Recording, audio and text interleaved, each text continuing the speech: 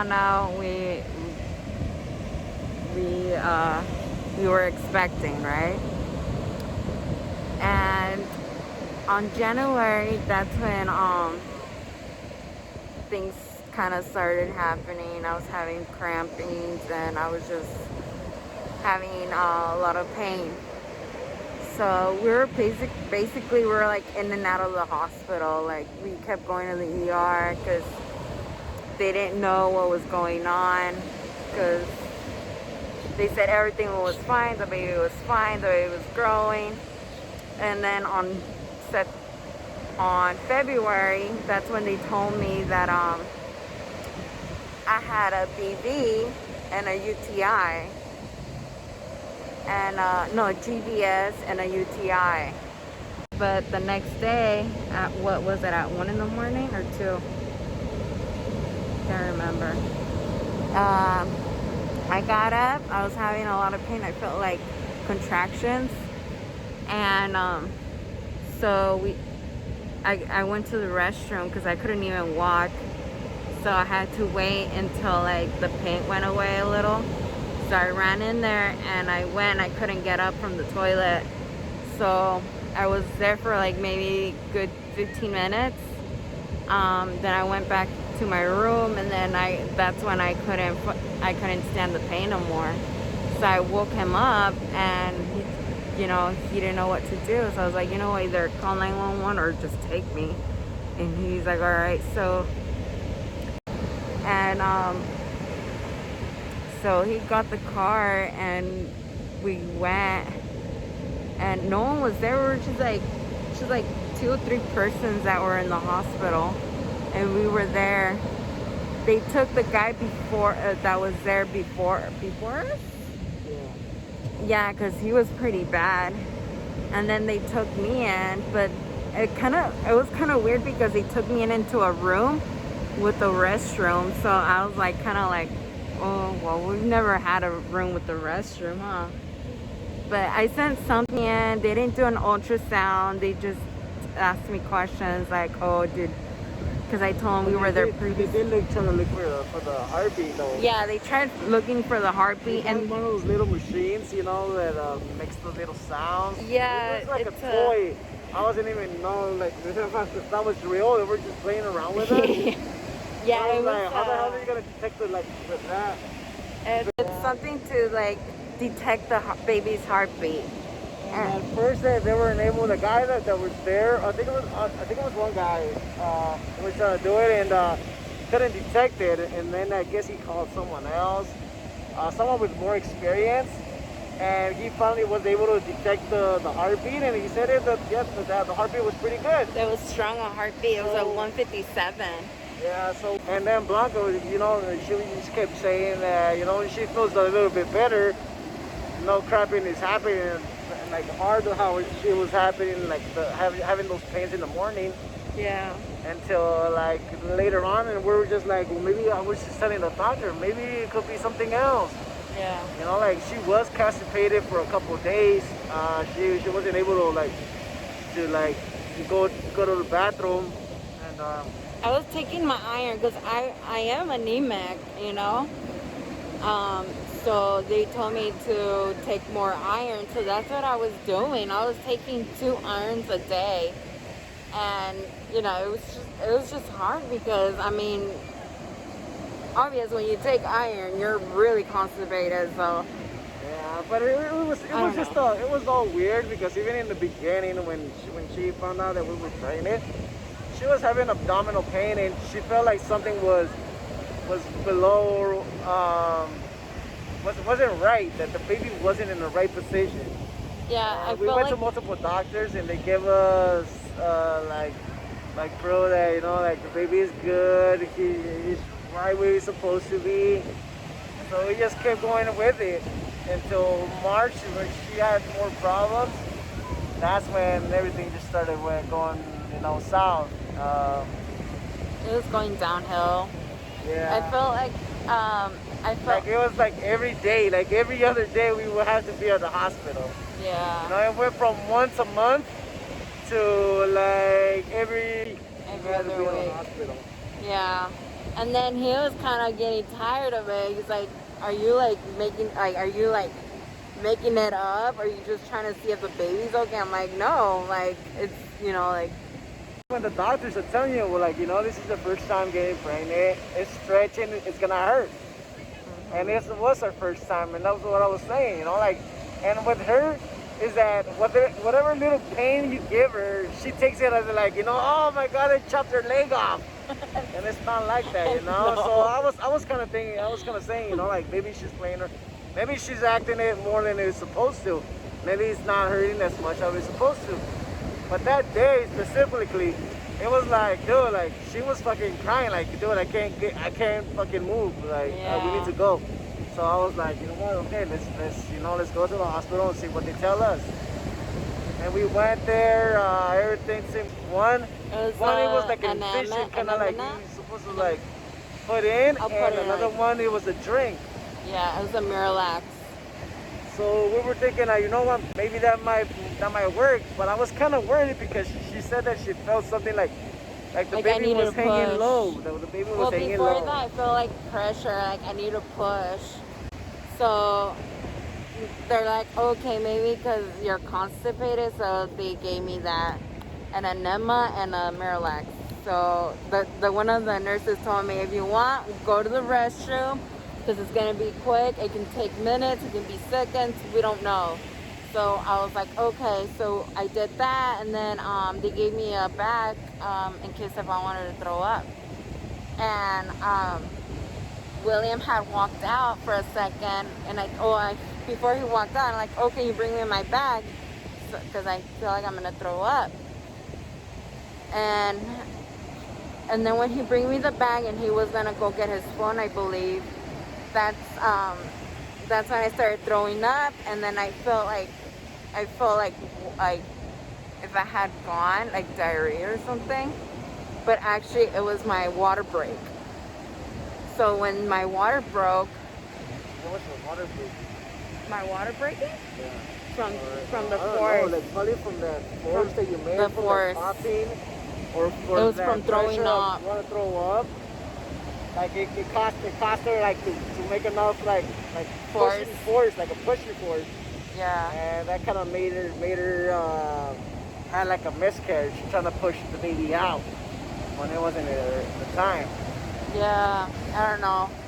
And so that happened, and then I felt like pressure, like I felt something come out. So I thought, oh, maybe I might have gone.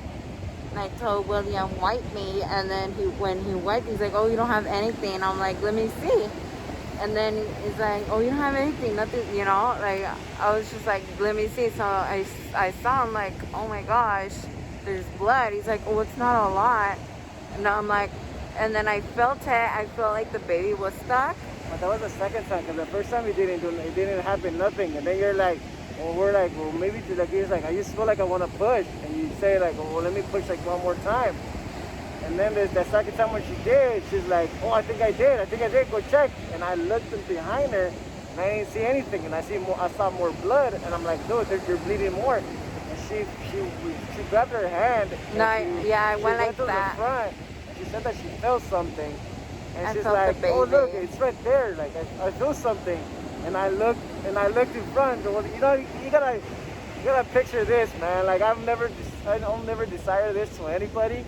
This is like the first image I'll ever have in my mind of seeing your baby hanging on a toilet. You know what I'm saying? That was probably like the worst. It was still attached to me, but it was hanging, And then I wiped and I saw it from the front, and then that's when I saw the blood. I was just breaking down, and he had called the nurses. The nurses came, and they're like, okay, just don't flush it. We're like, okay. And then out of nowhere, I just faint. I just fainted, and I don't know, were you saying that I was like pale or something? Yeah, she just went like pale right away. Like, it's just switched from seconds. Like, I was just talking to her, and we were both crying. So I was just telling her to calm down, and one of those, she just like fell asleep. She knocked out. When I tried to like get her up, she was already out, dude. And she was sitting down in the toilet. She was passed out. pale. And that's when I started screaming at the doctors. We're like, hey, doctors, come in, come in. And they came in, and so they were like, what happened? What happened? I'm like, I think she had a miscarriage and this. And the doctors are all cool and normal and shit. Like they go through this like all the fucking time. Yeah. And they were like, oh, don't worry, just don't flush, let it hang. We'll get someone to go and help you guys right now. And I was like, no, you gotta help me right now because she's passed out. So they come in rushing. There was like two doctors rushing. One was the lady that was helping us in the beginning that took everything, like the pressure and weight and everything. And I don't know what happened. Like she laid her head back, and she's trying to be like, hey, wake up, honey, wake up. I just remember saying to her, wake up, honey, wake up, honey. And she stuck her hand in her mouth. I think she was choking. Either she was choking or whatever. Her tongue was like, I don't know, something with your tongue. But she had her hand in your tongue so that you don't fucking choke. And she was just like screaming too. She started screaming, calling some more doctors in. And then there's like 4 or 5 more doctors. I'm like, we gotta get her in the fucking stretcher. Get this, Get a gurney, get this, and whatever. Yeah. So they were all like panicking and like, sir, we need you to step out and this. So from that point, it just went out. I was like, what the heck's going on? Like, what the hell's going on? Like, this can't be happening, you know? And it's just like, it's just at a point where it's just like, what the fuck, dude? You know, like, you lose a lot of hope. And there's just a lot of things that go through your mind. Yeah. You know? It's something we're never gonna forget because it's, yeah.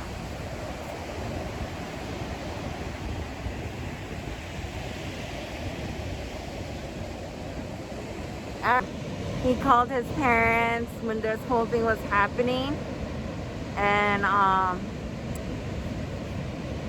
his parents showed up right away, and you had called my sister, right? Yeah. And then my sister and my mom showed up, but they wouldn't let them in because they weren't allowed because I said I didn't want to see anybody. I don't know. I don't think it's COVID-19. Oh, well, That's no. when COVID-19 started happening. So they weren't letting anybody go. So that's why. And so I think my father-in-law went to go get them from where they were at, and they brought them in. It was crazy.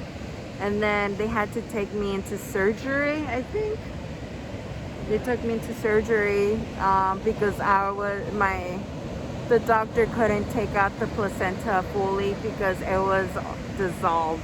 And that, and because they couldn't stop her bleeding either. And because they couldn't stop my bleeding. And during this time, like, she's just kind of like going over parts where she remembers, but most of this time she was out. Yeah. She didn't know what was going on. She didn't know what happened. She was out of it. So most of it was just coming towards me, and the doctor telling me like what do you want to get done or what do you want to do. That we need to take her to emergency because I gotta take everything out, make sure she's good, make sure that I stop the bleeding and all this. And they're telling me to sign this document just in case something happens. And yeah, so from there, you know, like all this is already happening. So now we're just like, what's at the point, like, fuck, like, you know, like the baby's gone. Like, what the fuck now? Now it's her, you know, like, what the fuck, dude? Like, how much more can I take, you know? And that's where I'm kind of saying, you know, like, it just brings your, I don't know, your mind just goes off your spiritual ways. It just I don't know, something happens, you know? And I was just losing hope. And I lost hope when I saw the baby. And I lost hope. You know? Yeah. Like I've never, like, my family is Catholic by tradition. We've never gone to church and everything. And this time we were going to her church, you know, and I was doing it mostly for her, you know. and all this happened. It's just you just lose more hope. We stopped going to church. But you know, we shouldn't blame on God or anything. We should, you know, things happen for a reason, and I don't, you know, it might have been because I wasn't taking care of myself either, and you know, I should have been more careful. But you know, sometimes we just gotta not let it go, but just kind of heal from it. You know, there's always a next time. Well, for me, it's hard because I have PCOS. I don't get my periods normally. I don't ovulate. My eggs don't grow. So it's just, you know, it sucks. So, yeah. I don't know. It's just, are we planning to have more kids? We don't know. We might not. We might. I don't know. That's up to God, you know.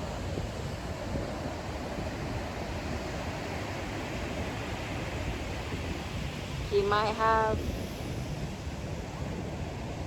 Yeah, I mean, he might have other plans for us, you know. We don't know. So it's something that it's been bothering me, you know, because something has been telling me, like deep down inside, it's been telling me, talk about it, share it, you know, spread it, tell it to someone, because you know, someone might have gone through the same thing. Maybe it might help them, you know. So yeah.